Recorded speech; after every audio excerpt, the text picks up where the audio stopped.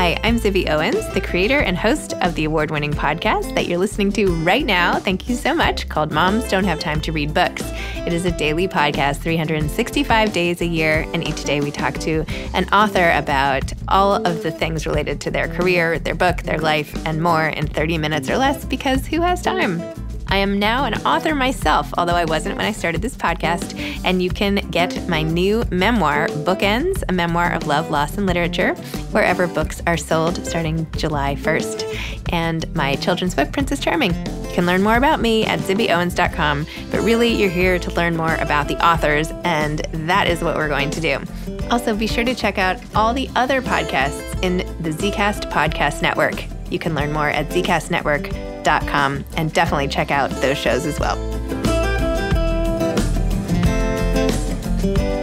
Lisa Jewell is back for another episode with The Family Remains. Lisa is a #1 New York Times bestselling author of 19 novels, including The Family Upstairs and Then She Was Gone, as well as Invisible Girl and Watching You. Her novels have sold over 10 million copies internationally, and her work has also been translated into 29 languages. Welcome, Lisa. Thank you so much for coming back on Moms Don't Have Time to Read Books to discuss The Family Remains. It's lovely to be here. Thank you for asking me. I know that so many people were begging you to write this sequel, and while I didn't beg, I was so excited to see that you had done it, and here it is, and all of that. So tell listeners a little bit about why you decided to write a sequel to The Family Upstairs. I know you said it was a very reluctant sequel, but you're glad you did it. Yeah. So let me hear more about it. It was because I had already written one sequel in my career, and that was a sequel to my first novel, Rouse Party, which came out in 1999, and I did a sequel 10 years after that.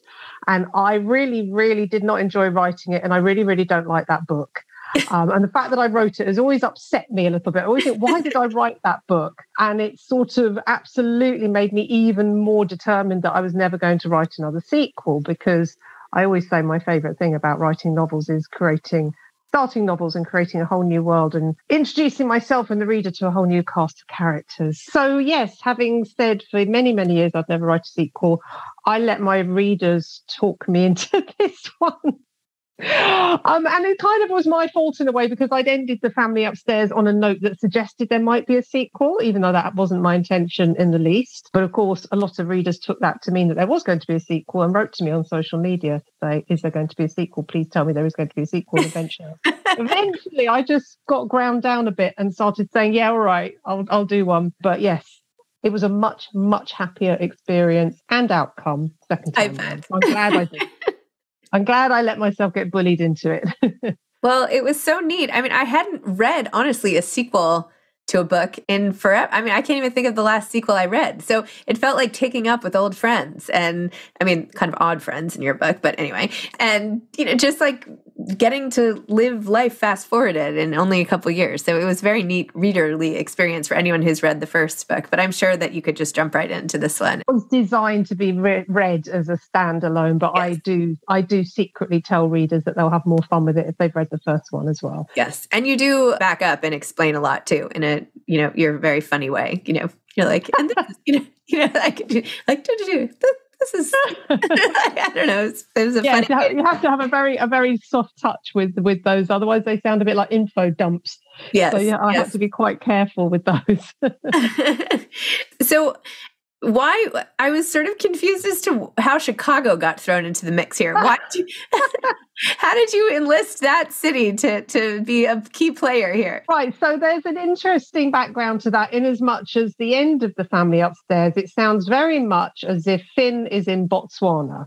And in fact, Finn is in Botswana, and Henry, our character from Family Upstairs, is obsessed with Finn and is delighted to have finally found out where Finn is after 20 years of trying to track him down. And thus, I thought going into writing a sequel that Henry would be going to Botswana to find Finn, and then the pandemic hit. And I thought, I can't really write about Finn works as a big game ranger of a safari park in Botswana, and I thought, I can't write about this if I haven't experienced it. So obviously I'm going to have to go to Africa and go on safari and have that experience, but I couldn't do that because I couldn't travel. So I had to sort of backpedal pretty quickly and think, okay, well, if he's not in Botswana, where is he? And because in the back of my head I'd always assumed that Finn was gay, even though that's not stated explicitly in the first book. But in my head, he was gay. I just kind of randomly thought of a place that it was associated in my mind with big gay community, and that was, parts of Chicago have very big LGBTQ communities. So that was where Chicago came from. There you go. Very random, a decision made in a split second, and then I don't think I'd realised quite how much of the book was going to actually be set in Chicago from that point on. But yes, it's a pretty full-on Chicago novel. Do you sniff people's heads to see if you're compatible? I have to ask, because you have this. Oh. Can I read this? You said, Rachel turned and quietly sniffed the crown of Michael's head. If you liked the smell of someone's scalp, she'd always theorized, then you were probably sexually compatible. And she did like the smell of Michael's scalp. It had the scent of someone who shampooed daily, who never slept on grubby pillowcases, or pulled on a sweaty baseball cap, or ate a cheap burger and then ran their fingers through their hair. It had squeaky clean tones of sandalwood and citrus, but just enough musky hormonal tang to differentiate from a spray of cheap room perfume. Now that is quite a scalp description. That is. I had no idea. I'd spent so much of my book just discussing Michael's scalp. And particularly as I don't think I'm that obsessed. I tell you, my husband is obsessed with the smell of scalps. He just loves the smell of scalps. I think you shouldn't be able to smell a scalp. I think if you get near someone's hair and you can smell what's underneath their hair, I don't like it. So for me, no smell is ideal. But yeah, I don't know about the sexual compatibility. I guess if you like the way someone smells, full stop, it's a good thing. That's probably true. Yes. You also had this other funny line, just because I love how you write, and this is further forward, but when we're talking about Finn and Henry, and you said, he told me when he was 15 years old that he was going to be a safari guy one day. I have no idea what route he took from the house of horrors we grew up in to get there, but he did it. Did I want to be the founding partner of a trendy boutique software design solutions company back then? I was a child? No, of course I didn't. I wanted to be whatever life threw at me. The thing that I would be after I'd done all the normal things that people do when they haven't grown up in a house of horrors and then spent their young adulthood living alone in bedsits with no academic qualifications, no friends, and no family. I wanted to be that thing. Poor Henry. You're so funny. So sad. Well, for all of them, it's so sad. I know that is also a thing that I often think when parents have their children are small and their child shows some sort of talent or propensity for something, and the parent immediately thinks, oh, they might be a surgeon, or they might be a ballerina, or they might be a writer, or they might be an actor. And there's all these sort of these fantasy roles that you imagine that your child could fulfill at taking their innate skills out into the world. But most people end up with jobs with really, really long and unwieldy titles that don't really mean anything. And most people just end up working in an office, I think is the bottom line. So yeah, and that's obviously what happened to Henry with all his other options taken away from him. Okay, last funny line, and then I'll stop quoting lines that I liked. But he said, luckily, I have my mother's physique, but sadly more than my fair share of my father's coarse facial features. I have done my best with what nature gave me. Money can't buy you love, but it can buy you a chiseled jaw, perfectly aligned teeth, and plumped up lips. Yes. Well, there you go.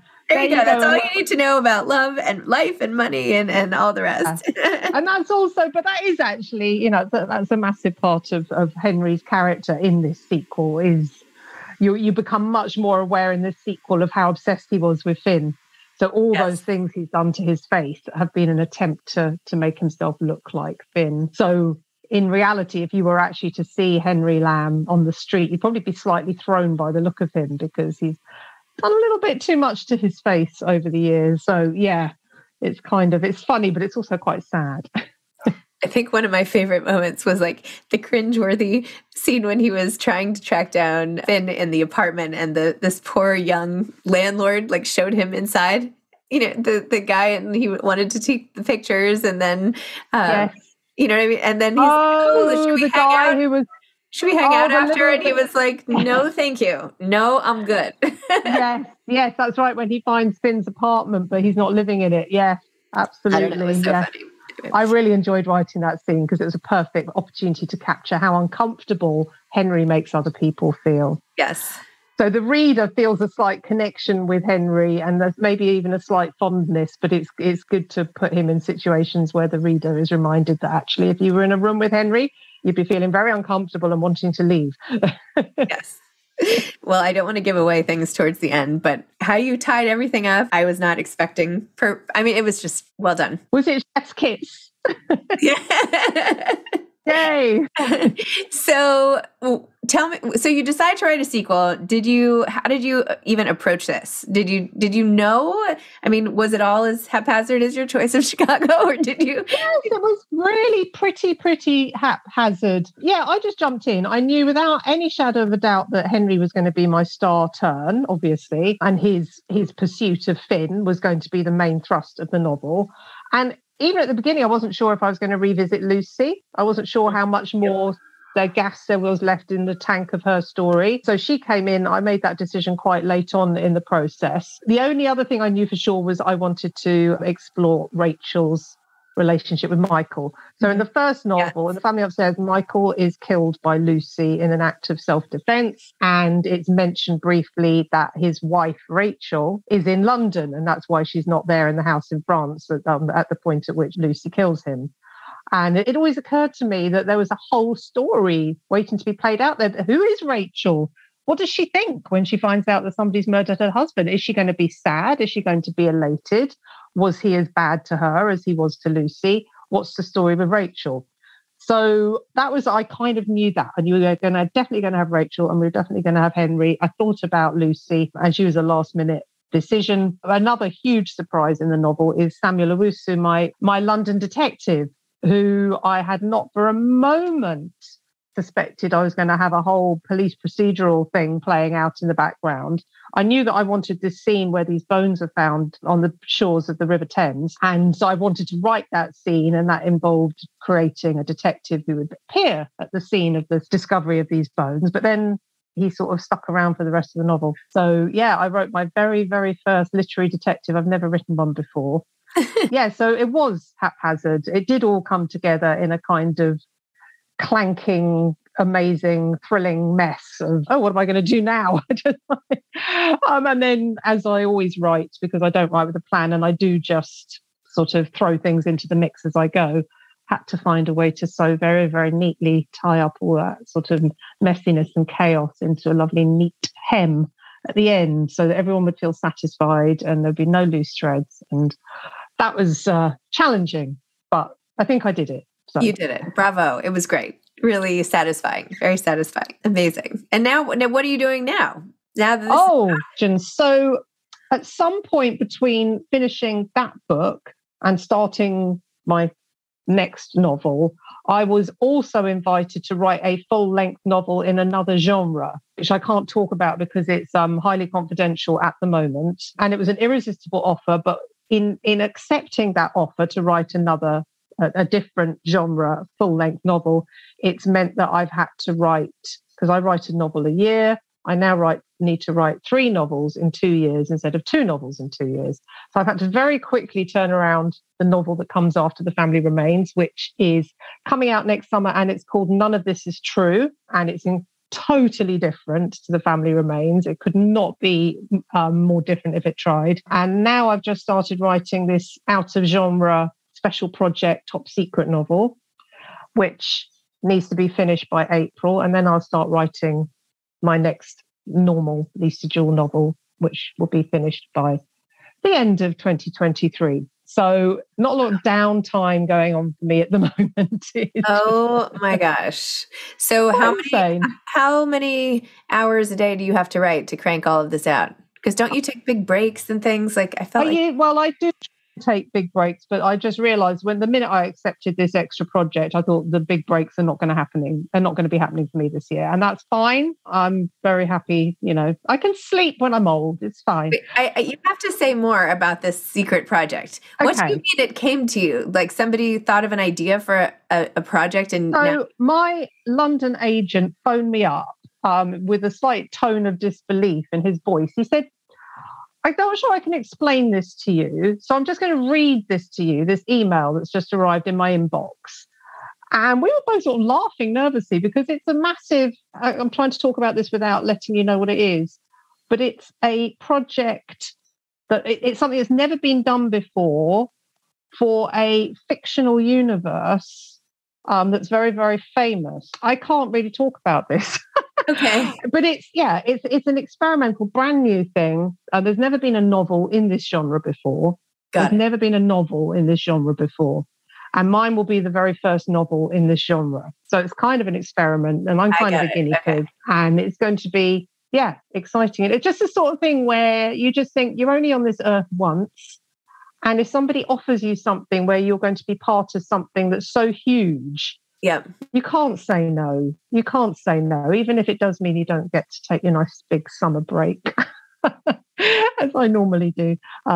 So it's exciting and it's challenging and it's pushing me and it's making me do things I don't, for example, I never normally do any research at all. But for this project, I'm having to do research. So it's, using different.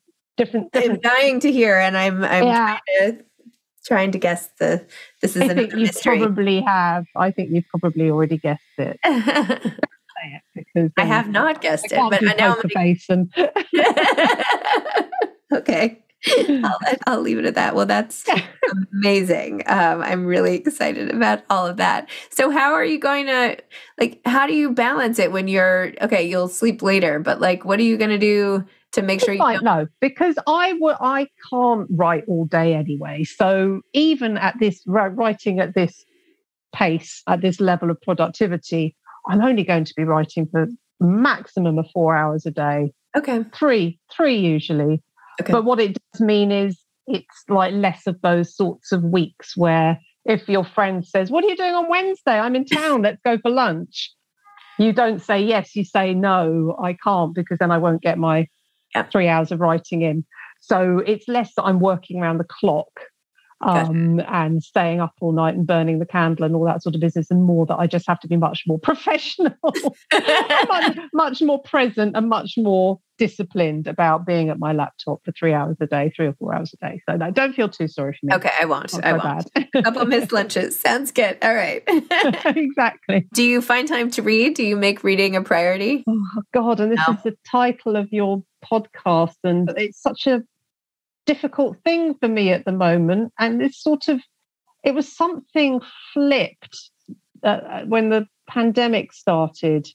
And I think a lot of people, when the pandemic started and they were forced to be at home all the time, thought, cool, I can get going on my TBR pile. I'm going to just read my way through this pandemic. And I went the other way. I just became addicted to my phone, I think, during the pandemic, because everything I really wanted to know about, all the stats and reports and announcements and everything, they were all on my phone. And I just lost the habit of reading. And now I find it really, really difficult. The only time I can read happily and satisfactorily is on a sun lounger on holiday. And then I can't really look at my phone properly in the sunshine. So that's probably why. So yeah, I've really struggled to read at the moment. It's really sad and terrible. And I'm hoping it's something I can fix. Not least because I have literally, I think, about 250 books in my TBR pile, all of which I want to read because, I only put them on that pile if I seriously want to read them. So,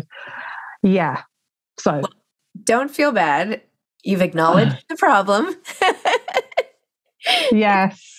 Acknowledge the problem. That's the first step to solving it. Exactly. There's a season for everything. It sounds like you're super busy, but that's a nice way of thinking about it. Yes, I have to visualize myself in maybe a year's time or 2 years' time, sitting in an armchair, flying through the pages of the books, reading happily with my phone nowhere to be seen. In another room. It is true. I mean, sometimes I look up from my phone long enough. I was at the hair place yesterday. I took my daughters both to get their haircuts. And every woman in the line getting the shampoo before the haircut had a phone held up while they were having their shampoos done. And I was just thinking we can't even it's the equivalent of taking a shower, right? It's you can't even stop long enough to get the 5 minute 2 minute shampoo. Do you know what I mean? What's going to happen in 2 minutes? But I do the same thing. But it's really, is that productivity really that important right then? See, I don't even know if it's to do with productivity and just to do with the fact that we're not used to just staring into space or closing our eyes or just not having anything to look at. It's scary. It is. It is scary. It's insidious, and it's a habit I hope to break. But like you say, acknowledging the problem is the first step. So. I'll be cheering for you, Lisa, with your reading rehab and all of that. Yeah, absolutely. Do you have any advice for aspiring authors? Oh God, it's so. Yeah, I mean, it's really hard. It's really hard because I think every aspiring writer comes to writing with a different sort of mindset, and so some can want to write a book but not know how to start, and some can want to write a book but have too many ideas and not know how to decide which is the idea. Some have the wrong motivations for it, wanting to write a big book and have a huge bestseller, and some people have been writing all their lives but never quite got to the point of writing a novel, and some people haven't written a word but just want to just break out onto the page. And there are just so many different types of wannabe writers out there with different motivations and points of view. But all I can talk about is how I managed to do it. And for me, it's almost like that, like dance as if nobody's watching kind of thing. It's just, you've got to be really unself-conscious and really, just like in the moment. You've just got to be in the moment and not think about the market and not think about that book that just came out that sold 1 million copies, or not think about what so-and-so would think if they read it, or not think about, will you be judged, or do you sound silly, or is this literary enough, or just be in the moment and present with your book and just concentrate on getting words onto the screen, because that's the only way it's going to happen. Every time you type a word, you've done a good thing, and don't need to worry too much about that word or what it means, where it's all going. Just keep making those words appear on the screen until you have got a draft. And then once you've got your first draft, you just need to polish it until it sings. So, yeah, I think a lot of writers starting out overthink it all a bit much and think there's more to it than there is. And there really isn't that much to it, apart from putting words on the screen. So, okay. Do that thing. Do that thing. We will do that thing. Well, amazing. Thank you for writing The Family Remains and tying up so many open questions and opening up a few new ones, I guess. And I hope not too many. I'm not sure there's going to be a third one. Yeah, I can't believe, full circle. We saw each other right before the pandemic, and now here we are. And glad at least I got to meet you in person before all that happened. And anyway. Absolutely. Everything that happened before that felt like it was just such a gift. Retrospect. I know, it's so true. Anyway, delighted to chat with you again, and good luck on your secret project. I can't wait to hear what it is. Thank you. Hopefully I'll be allowed to tell the world about it soon. But yes, thank you so much for having me. It was a wonderful chat. All right. Bye, Lisa. Take care. Okay. Bye. Take care. Thanks for listening to this episode of Moms Don't Have Time to Read Books. Don't forget to follow me on Instagram at Zibby Owens and at Moms Don't Have Time to Read Books. Also sign up for my newsletter at zibbyowens.com and sign up for my virtual book club and meet lots of authors on Zoom every other week. Thanks so much to Steve and Ryan at Texture Sound for the sound editing. And thank you to Morning Moon Productions for providing this fantastic intro and outro music.